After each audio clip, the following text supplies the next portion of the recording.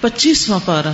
الیہ یرد علم الساعة وما تخرج من ثمرات من اکمامها وما تحمل من انثى ولا تدع الا بعلمه ويوم يناديهم اين شركائي قالوا آذنا كما منا من شہید.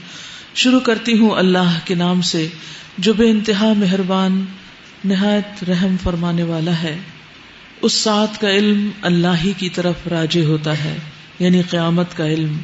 وہی ان سارے پھلوں کو جانتا ہے جو اپنے شگوفوں میں سے نکلتے ہیں. اسی کو معلوم ہے کہ کون سی مادہ حاملہ ہوئی اور کس نے بچہ جنا ہے.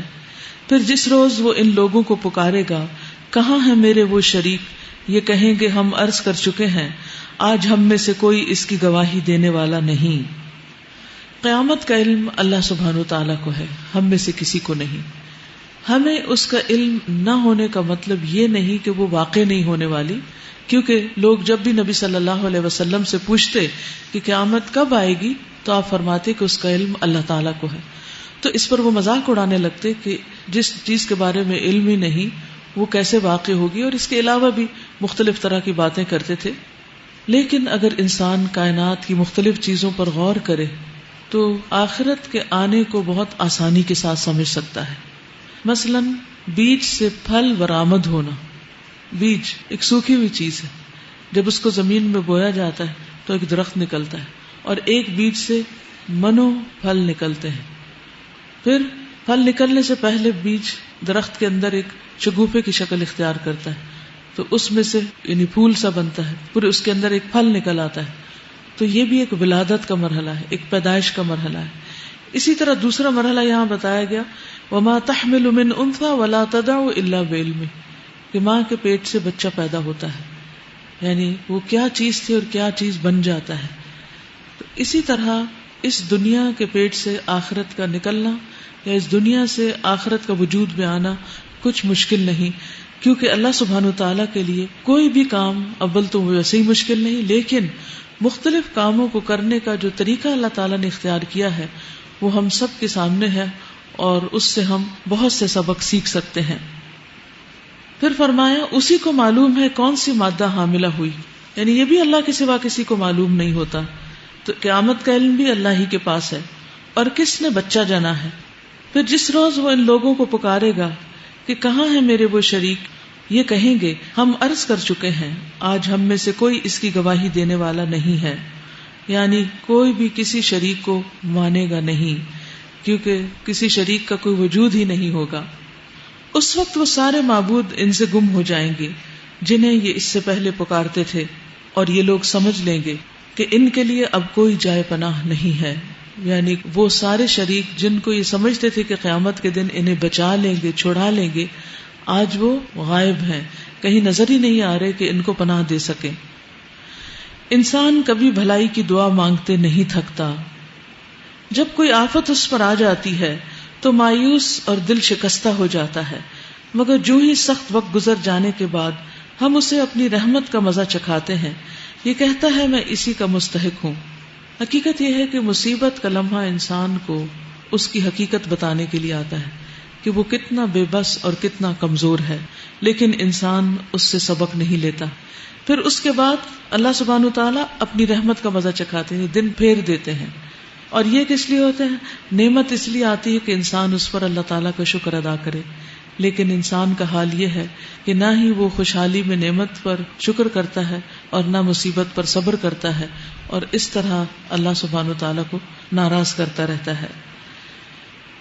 یہ کہتا ہے کہ میں اسی کا مستحق ہوں، یعنی یہ تو مجھے ملنا ہی چاہیے تھا کہ میرا رزق کشادہ ہو، مجھے تندرستی ملے، بال بچے ہوں، میرے گھر میں خوشیاں ہوں، یہ سب تو میں ڈیزرو کرتا ہوں. اور میں نہیں سمجھتا کہ قیامت کبھی آئے گی. یعنی جب اللہ تعالیٰ انسان کو نعمتیں دیتا ہے تو وہ سب سے پہلے اللہ تعالیٰ کا انکار اور آخرت کا انکار کر بیٹھتا ہے. لیکن اگر واقعی میں اپنے رب کی طرف پلٹایا گیا تو وہاں بھی مزے کروں گا.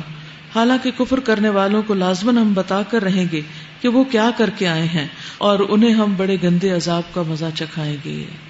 تو مومن کا طریقہ کیا ہوتا ہے؟ تکلیف پر صبر اور نعمت پر شکر.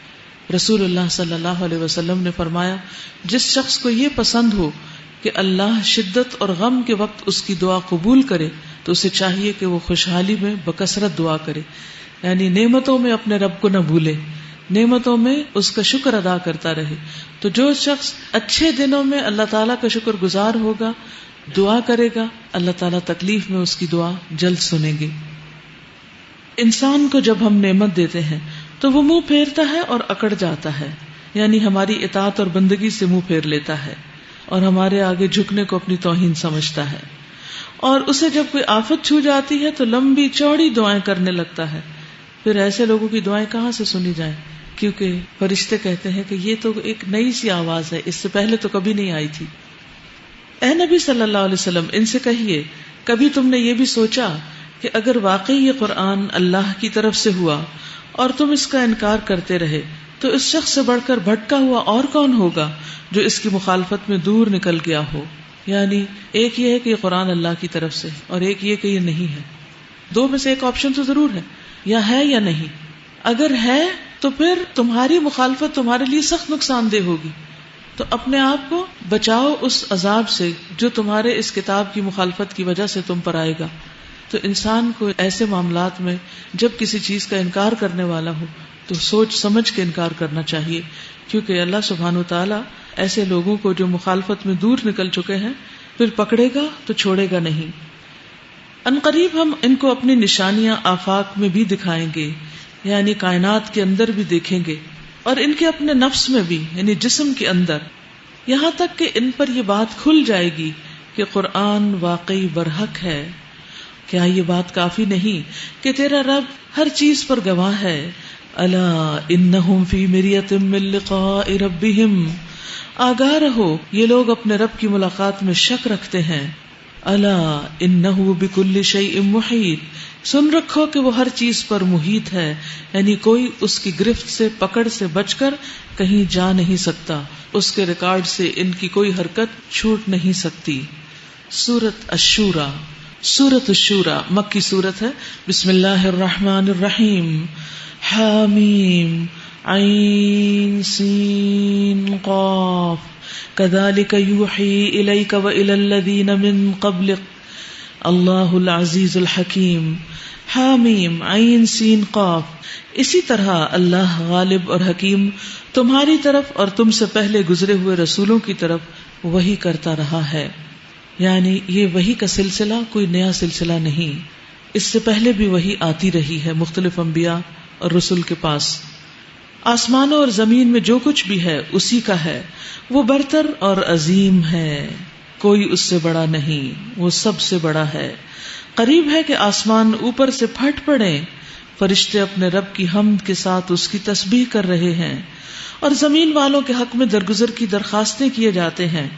یعنی فرشتے انسانوں کے کرتوت دیکھ کر، انسانوں کی باتیں سن کر ڈرتے ہیں کہ کہیں انسانوں پر اللہ کا غضب نہ ٹوٹ پڑے، اور اس ڈر سے وہ اللہ سبحانہ وتعالیٰ کے حضور دعائیں کرتے ہیں، زمین والوں کی طرف سے استغفار کرتے ہیں، بخشش کی دعا مانگتے ہیں کہ اللہ سبحانہ وتعالیٰ ان سے درگزر کرے. ورنہ جتنے لوگ اس زمین پر، اس پلانٹ پر اللہ تعالیٰ کی نافرمانیاں کر رہے ہیں، اگر ان کی نافرمانیوں کو اکٹھا کر دیا جائے تو یہ زمین ایک دن بھی باقی رہنے کے لائق نہیں.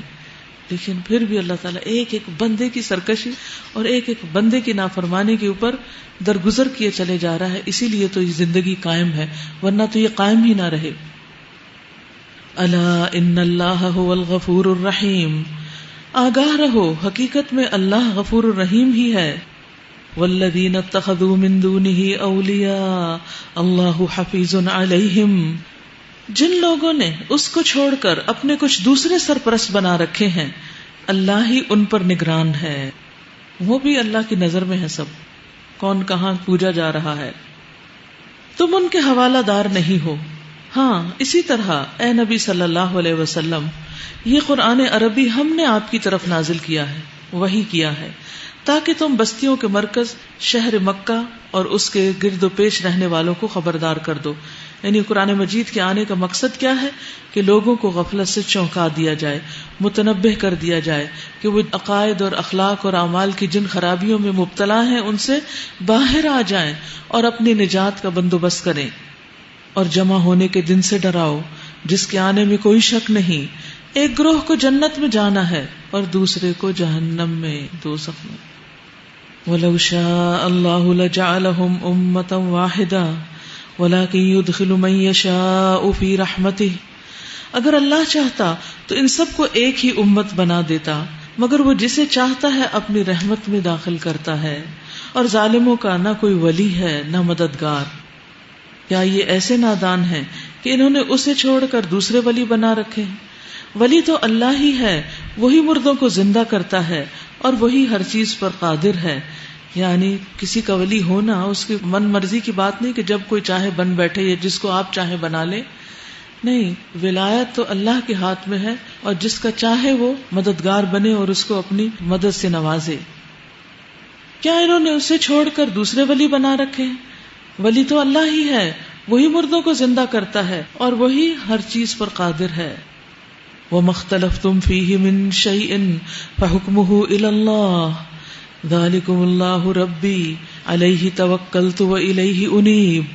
تمہارے درمیان جس معاملے میں بھی اختلاف ہو اس کا فیصلہ کرنا اللہ کا کام ہے. یعنی چاہے میاں بیوی کا اختلاف ہو، چاہے راہ چلتے دو لوگوں کا، اصل فیصلہ اللہ کرے گا. دیکھیے دنیا میں جب کوئی اختلاف ہوتا ہے تو جو طاقتور پارٹی ہوتی ہے یا تعداد میں زیادہ ہوتی ہے وہ اپنے آپ کو سچا ثابت کر لیتی، یا جو لوگ باتیں زیادہ کر سکتے ہیں اور زیادہ کنونسنگ پاور رکھتے ہیں وہ بعض اوقات غلط ہوتے ہوئے بھی اپنے آپ کو سچا ثابت کر لیتے ہیں. اور دوسرا شخص جو زیادہ گٹس نہیں رکھتا، زیادہ بولنے کے، زیادہ دلیلیں دینے کے یا اپنی صفائی پیش کرنے کے، تو اس کو لوگ دبا جاتے ہیں. کیا اللہ کے حضور بھی دنیا میں جیتنے والے واقعی جیت جائیں گے؟ ہرگز نہیں. وہاں تو بے لاگ فیصلہ ہوگا اور ہر ایک کی پوزیشن کھول کر بتا دی جائے گی کہ کس نے کس پر کتنی کہاں کیا زیادتی کی.